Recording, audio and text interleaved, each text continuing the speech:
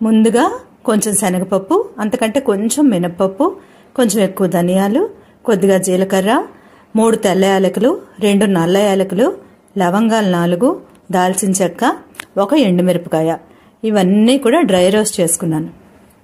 కావాలంటే చిన్న ఎండు కొబ్బరి ముక్క కూడా వేసుకోవచ్చు, నా దగ్గర లేదు అందుకే వేయలేదు. అయితే ఇవన్నీ చల్లారేక మిక్సీలో వేసి పొడి చేసుకుని పక్కన పెట్టుకోవాలి. కావాలంటే ముద్దగా కూడా గ్రైండ్ చేసుకోవచ్చు. ఒక 4-5 రోజుల కిందట బొప్పాయికాయ నువ్వుల పొడి వేసి కూర చేశాను కదా, మోర్లో తీసుకొచ్చానని మళ్ళీ నిన్నొకటి కనిపించిందండి. అయితే రేట్ కూడా కొంచెం తగ్గింది, చాలా గట్టిగా ఉందన్నమాట, పచ్చికాయలాగే ఉంది.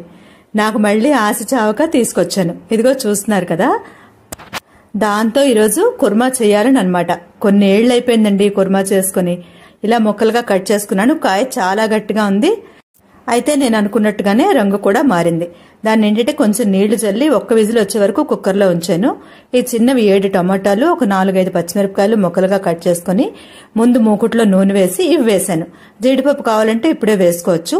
ఇవి టమాటాలు అవి బాగా మగ్గాక పసుపు వేసుకుని ఈ ఉడికిన బొప్పాయి ముక్కలు ఉన్నాయి కదా, అవి నీళ్లతో సహా వేసుకోవాలన్నమాట. ఉప్పు కూడా వేసుకోవాలి. కరివేపాకు వేసాను, కొత్తిమీర ఉంటే వేసుకోవచ్చు. కూరంతా బాగా ఉడికింది అనుకున్నాక ఈ గ్రైండ్ చేసుకున్న మసాలా ఉంది కదా, అదంతా వేసుకొని బాగా కలుపుకొని స్టవ్ ఆఫ్ చేసుకోవాలి. ఈరోజు పూరీ కోసం ఇది చేశానన్నమాట.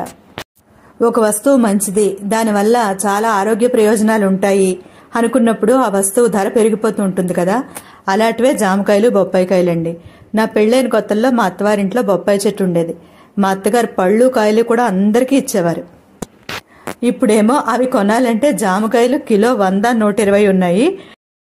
ఇవి కూడా అంతే, కిలో లెక్కన కొనుక్కోవాల్సి వస్తుంది. అందరికీ శుభరాత్రి.